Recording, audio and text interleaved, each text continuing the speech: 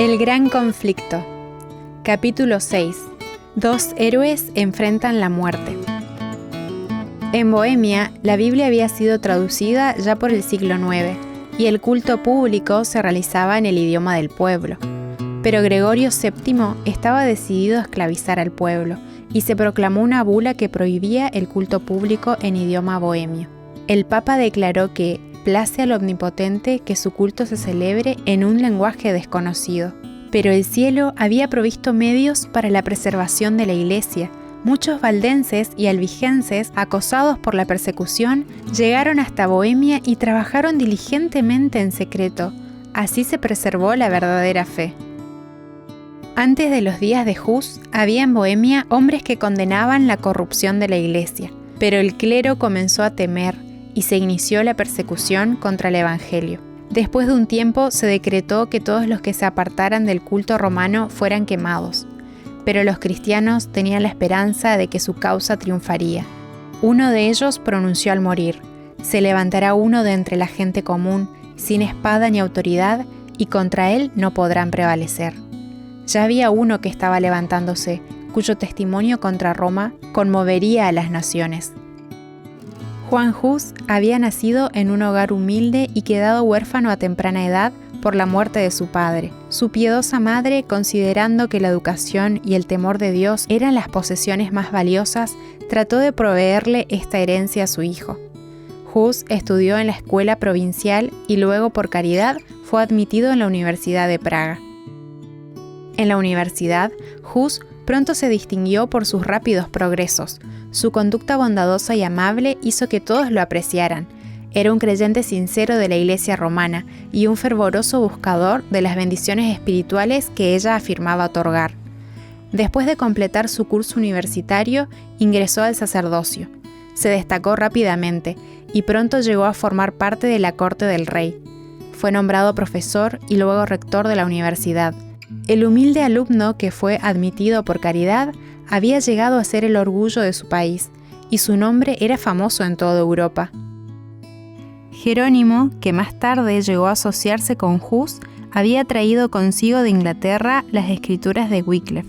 La reina de Inglaterra, quien se había convertido a las enseñanzas de Wycliffe, era una princesa bohemia. Por medio de su influencia, las obras del reformador circularon ampliamente en su Bohemia natal. Hus miraba con buenos ojos las reformas propiciadas.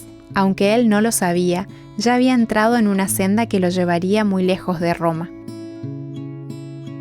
Dos cuadros impresionan a Hus. Por esta época, dos desconocidos de Inglaterra, hombres instruidos, habían recibido la luz y habían venido a difundirla en Praga. Pronto se los obligó a guardar silencio, pero ellos no estaban dispuestos a abandonar su propósito y recurrieron a otros medios.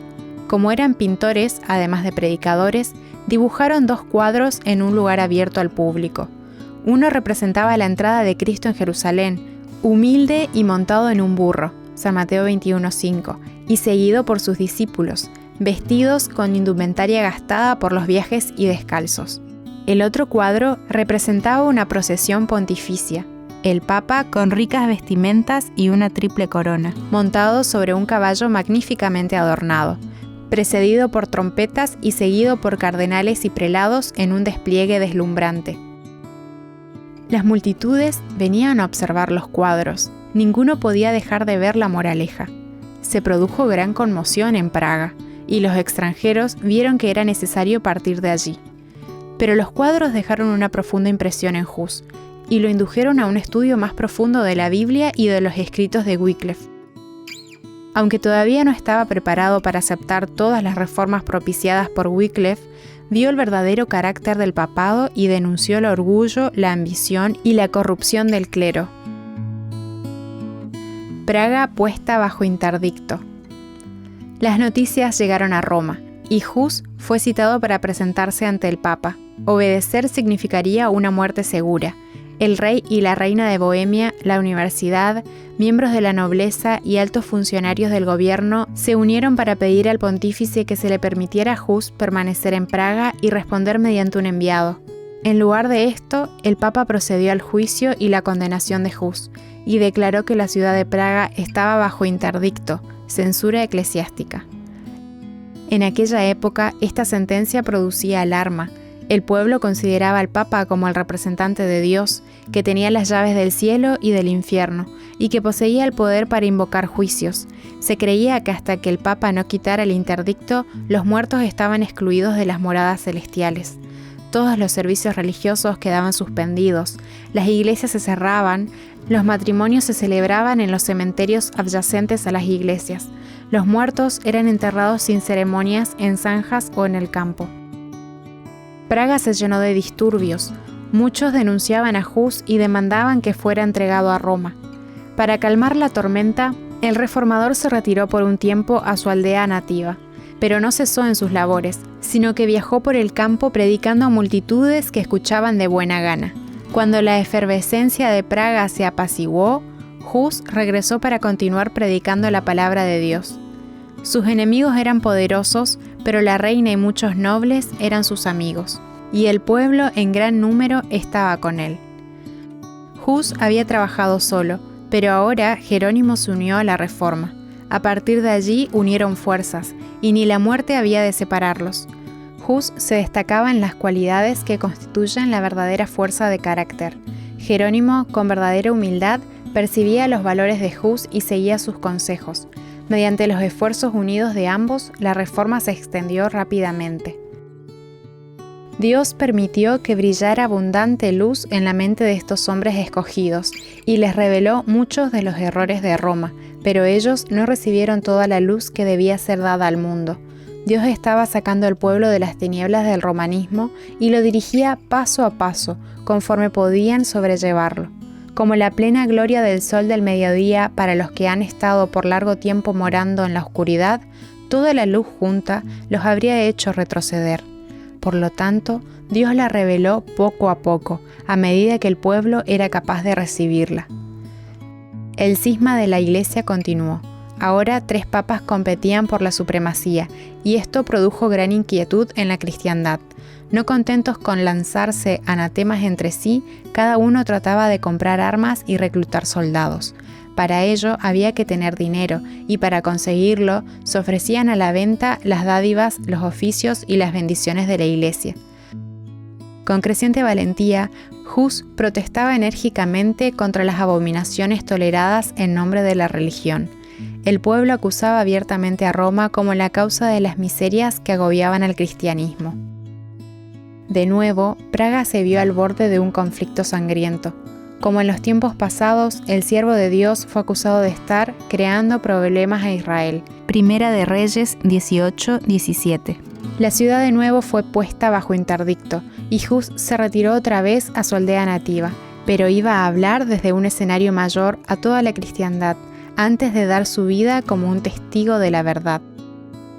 Se reunió un concilio general que debía sesionar en Constanza, al suroeste de Alemania, convocado de acuerdo con el deseo del emperador Segismundo por uno de los 3 papas rivales, Juan XXIII. El papa Juan, cuyos carácter y conducta no soportaban la investigación, no se atrevió a oponerse a la voluntad de Segismundo. Los principales objetivos que se buscaban era solucionar el cisma de la Iglesia y desterrar la herejía. Los otros 2 antipapas fueron citados para presentarse, y también se requirió la presencia de Juan Hus. Los 2 antipapas fueron representados por sus delegados. El papa Juan asistió con mucho recelo, temiendo que se le pidiera cuenta de los vicios con que había corrompido la tiara y de los crímenes por medio de los cuales la había conseguido. Sin embargo, hizo su aparición en la ciudad de Constanza con gran pompa, asistido por eclesiásticos y una comitiva de cortesanos. Por encima de su cabeza había un palio dosel de oro, sostenido por 4 de los principales magistrados. Se llevaba delante de él la hostia, y las suntuosas vestiduras de los cardenales y de los nobles constituían una imponente ostentación. Mientras tanto, otro viajero se acercaba a Constanza. Hus dejó a sus amigos como si nunca iría a encontrarse de nuevo con ellos, ya que sentía que su viaje lo conducía a la hoguera. Había obtenido un salvoconducto del rey de Bohemia y otro del emperador Segismundo, pero hizo todos sus arreglos teniendo en mente la probabilidad de su muerte. El salvoconducto del rey. En una carta a sus amigos les decía: «Hermanos míos, Parto con un salvoconducto del Rey para hacer frente a mis numerosos y mortales enemigos. Cristo Jesús sufrió por sus muy amados y por lo tanto, ¿habremos de extrañarnos de que Él nos haya dejado su ejemplo? Por lo tanto, amados, si mi muerte debe contribuir a su gloria, oren para que se realice rápidamente y que Él me habilite a soportar todas mis adversidades con perseverancia. Oremos a Dios para que yo no suprima una sola tilde de la verdad del Evangelio, con el fin de dejar a mis hermanos un ejemplo excelente para seguir. En otra carta, Hus hablaba con humildad de sus propios errores, acusándose a sí mismo de haber sentido placer al usar suntuosos ropajes y haber malgastado tiempo en ocupaciones frívolas.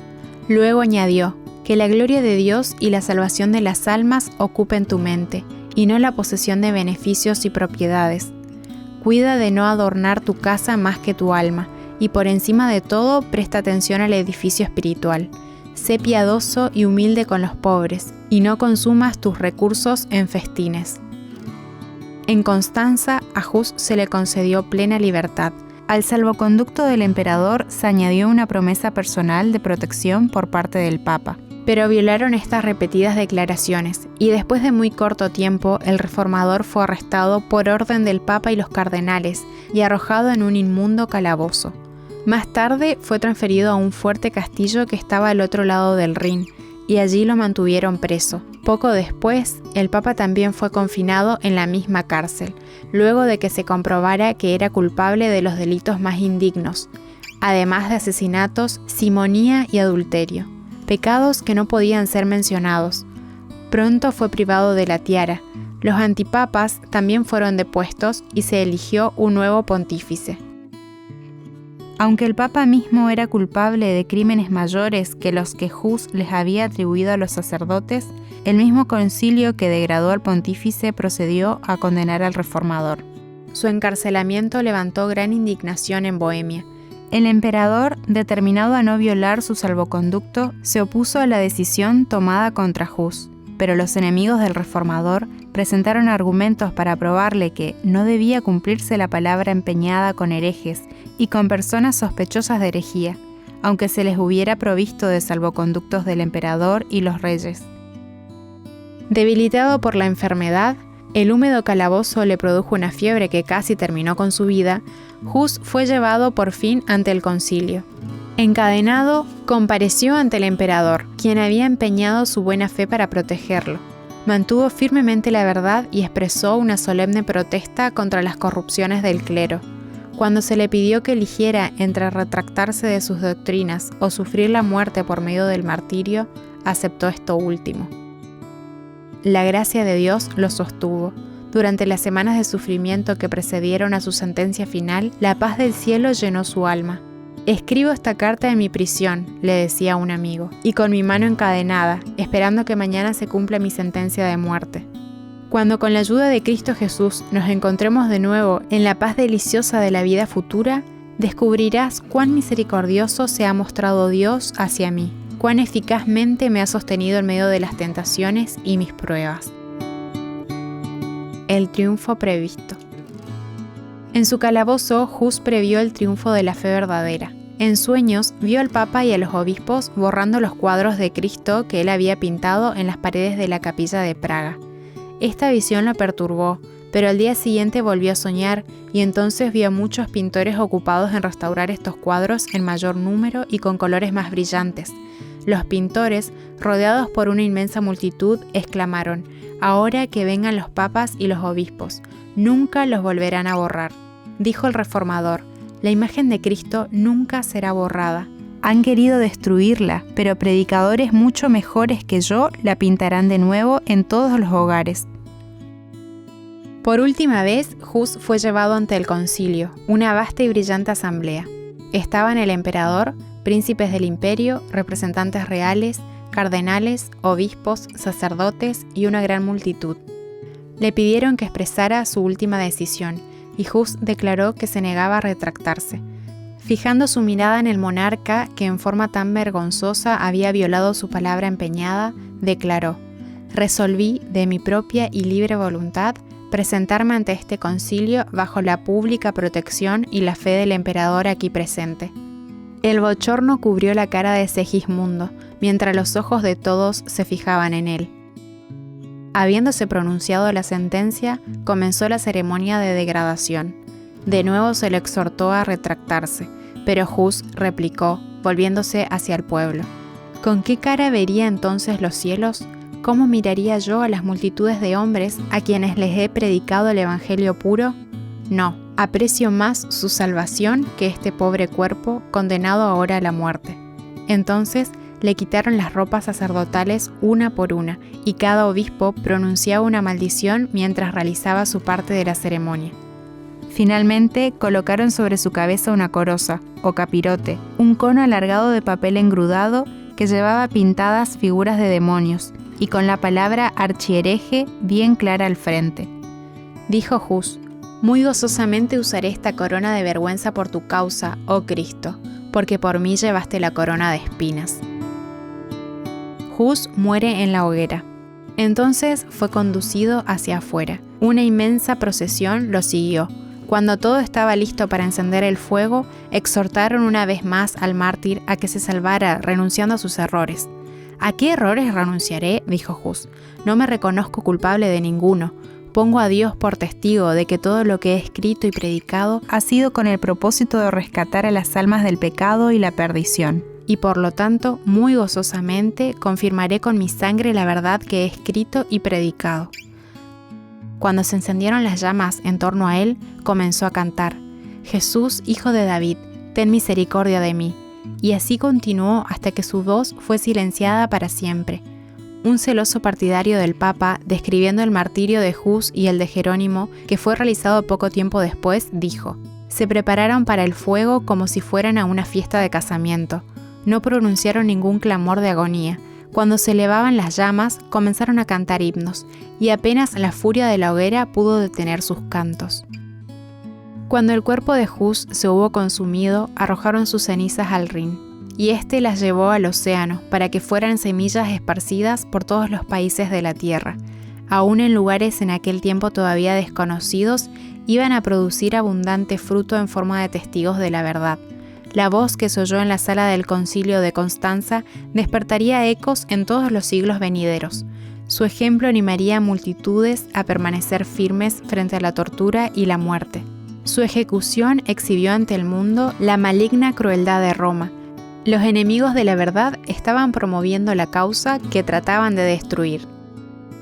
Sin embargo, la sangre de otro testigo debía hablar de la verdad. Jerónimo había exhortado a Hus a mantener el valor y la firmeza, declarando que si cayera en peligro, él se apresuraría en su ayuda. Al enterarse del apresamiento del reformador, el fiel discípulo se preparó para cumplir su promesa. Sin un salvoconducto, se puso en marcha hacia Constanza. Al llegar, se convenció de que solamente se había expuesto a sí mismo al peligro sin la posibilidad de hacer nada por Hus. Huyó entonces, pero fue arrestado y traído de vuelta, encadenado. En su primera aparición ante el concilio, sus intentos de responder fueron apagados con gritos: «¡Tírenlo a las llamas!». Fue arrojado en un calabozo y alimentado con pan y agua. Las crueldades de su encarcelamiento le acarrearon enfermedad y amenazaron su vida, pero como sus enemigos temieron que la muerte lo librara de sus manos, lo trataron con menos severidad, aunque permaneció preso durante 1 año. Jerónimo se somete al concilio. Como la violación del salvoconducto de Hus había despertado una tormenta de indignación, el concilio determinó que en lugar de quemar a Jerónimo lo obligarían a retractarse. Se le ofreció la alternativa de retractarse o morir en la hoguera. Debilitado por la enfermedad, por los rigores de la prisión y por la tortura de la ansiedad y la incertidumbre, separado de amigos y desmoralizado por la muerte de Hus, la fortaleza de Jerónimo se rindió.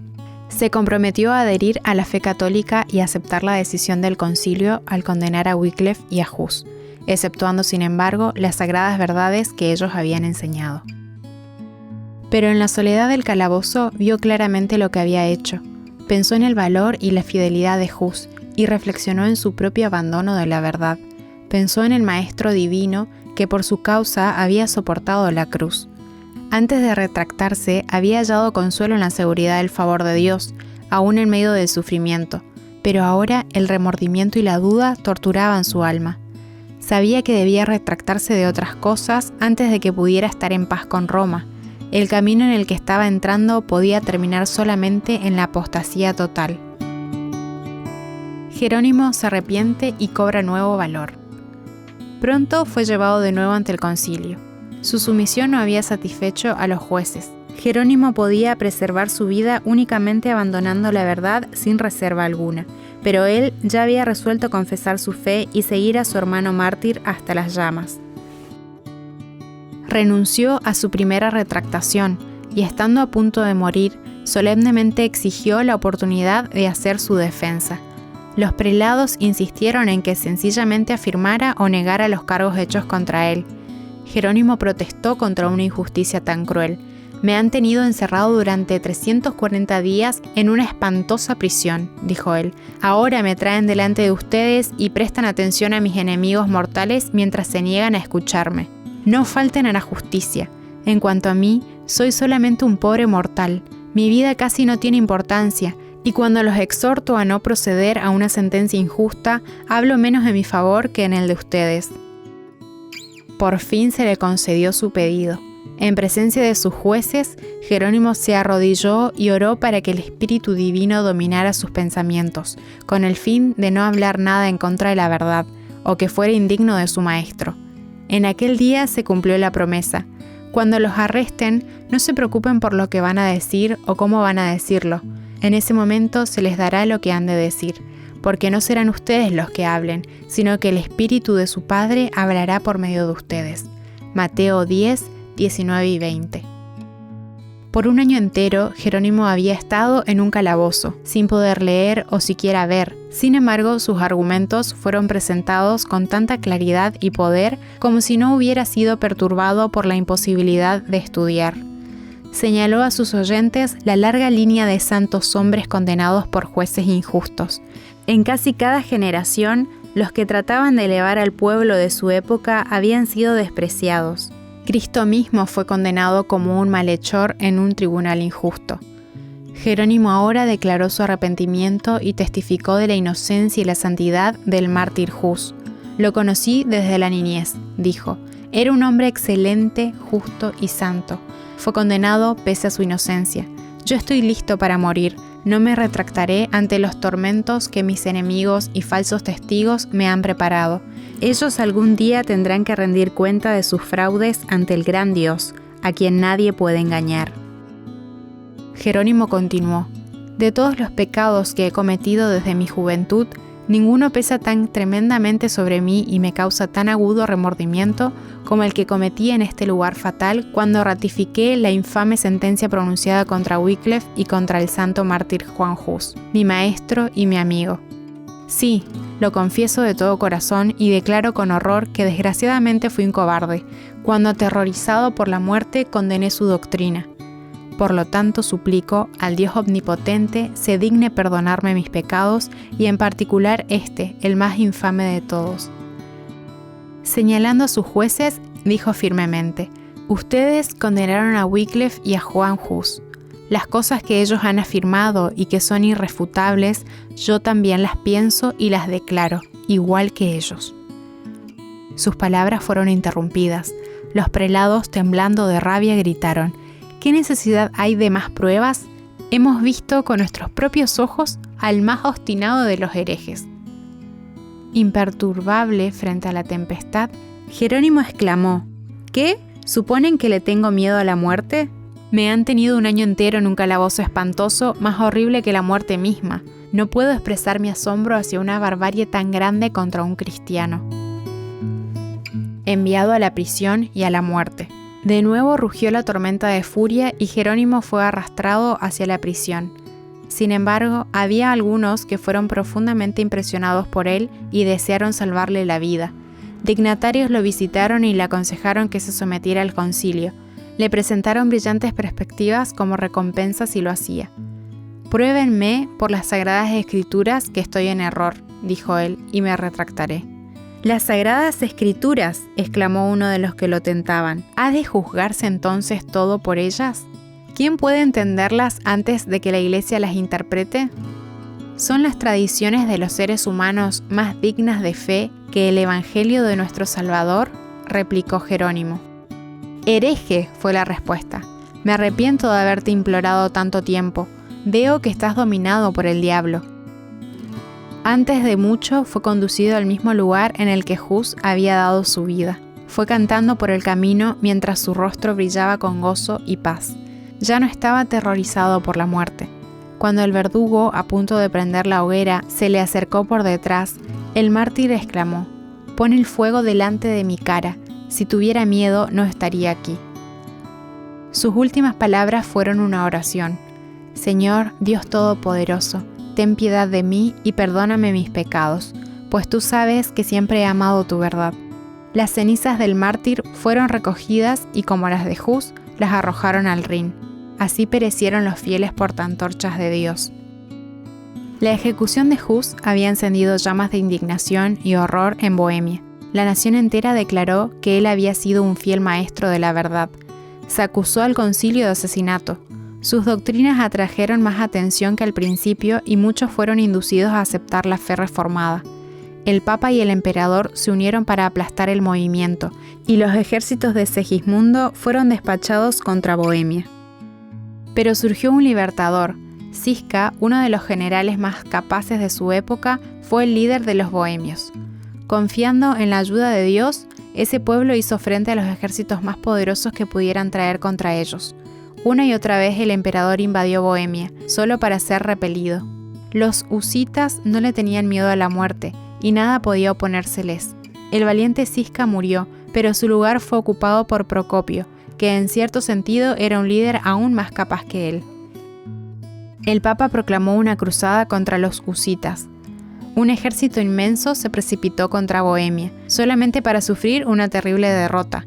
Se proclamó otra cruzada. En todos los países papales de Europa se reclutaban hombres y se reunió dinero y municiones de guerra.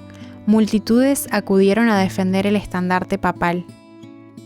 El vasto ejército penetró en Bohemia. El pueblo se reunió para rechazarlo. Los dos ejércitos se acercaron mutuamente hasta que solamente un río los dividía.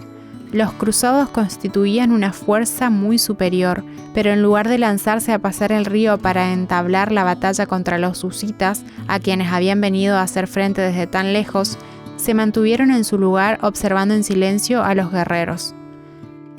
Repentinamente, un terror misterioso cayó sobre ese ejército. Sin dar un solo golpe, esa tremenda fuerza se disolvió y se esparció como empujada por un poder invisible. El ejército husita persiguió a los fugitivos, y un inmenso botín cayó en manos de los vencedores. La guerra, en lugar de empobrecer a los bohemios, los enriqueció. Pocos años más tarde, bajo un nuevo papa, se emprendió aún otra cruzada. Otra vez un ejército enorme entró en Bohemia. Las fuerzas husitas emprendieron la retirada, atrayendo a los invasores más al interior del país e induciéndolos a creer que ya habían ganado la victoria. Por fin el ejército de Procopio avanzó para presentarles batalla. Tan pronto como oyeron el son del ejército que se les aproximaba, aún antes de que los husitas estuvieran a la vista, de nuevo el pánico se apoderó de los cruzados. Príncipes, generales y soldados rasos arrojaron sus armaduras y huyeron en todas direcciones. La derrota fue completa, y de nuevo un inmenso botín cayó en manos de los vencedores. De esta manera, por segunda vez, un ejército de hombres aguerridos, preparados para la batalla, huyó sin asestar un golpe contra los defensores de una nación pequeña y débil. Los invasores fueron dominados por un terror sobrenatural, el que hizo huir a los ejércitos de Madián ante Gedeón y sus 300 hombres nuevamente había extendido su brazo. Jueces 7, 19 al 25, Salmo 53, 5. Traicionados por la diplomacia. Los dirigentes papales por fin recurrieron a la diplomacia. Una traición entregó a los bohemios al poder de Roma. Los bohemios habían especificado 4 puntos como condición para hacer las paces con Roma. 1. La predicación libre de la Biblia. 2. El derecho de toda la Iglesia a participar tanto del pan como del vino de la comunión y el uso del idioma nativo en el culto divino. 3. Exclusión del clero de todos los cargos seculares y de todo puesto de autoridad. Y 4. En caso de crímenes, la jurisdicción de las cortes civiles sobre clero y laicos por igual. Las autoridades papales estuvieron de acuerdo en que los 4 artículos debían ser aceptados, pero el derecho de interpretarlos debía pertenecer al concilio, en otras palabras, al Papa y al emperador. Roma ganó por falsedad y fraude lo que no había podido ganar por la guerra, dándole su propia interpretación a los artículos husitas, así como a la Biblia, pudo tergiversar el significado para cumplir sus propósitos. Un gran número del pueblo de Bohemia, viendo que sus libertades habían sido traicionadas, no aceptó el pacto. Surgieron disensiones y luchas entre los bohemios mismos. El noble Procopio cayó y las libertades de Bohemia llegaron a su fin. De nuevo los ejércitos enemigos invadieron Bohemia, y los que permanecieron fieles al Evangelio fueron objetos de una sangrienta persecución. Sin embargo, su firmeza era inconmovible. Aunque obligados a buscar refugio en las cavernas, seguían reuniéndose para leer la palabra de Dios y unirse en adoración a Él. Por medio de mensajeros enviados secretamente a diferentes países, llegaron a saber que en medio de los Alpes había una iglesia antigua que se basaba en las Escrituras y que protestaba contra las corrupciones idolátricas de Roma. Con gran gozo entablaron correspondencia con los cristianos valdenses. Fieles y firmes al Evangelio, los bohemios, aún en la noche de su persecución y en la hora más sombría, dirigieron su mirada al horizonte como quienes aguardan la mañana.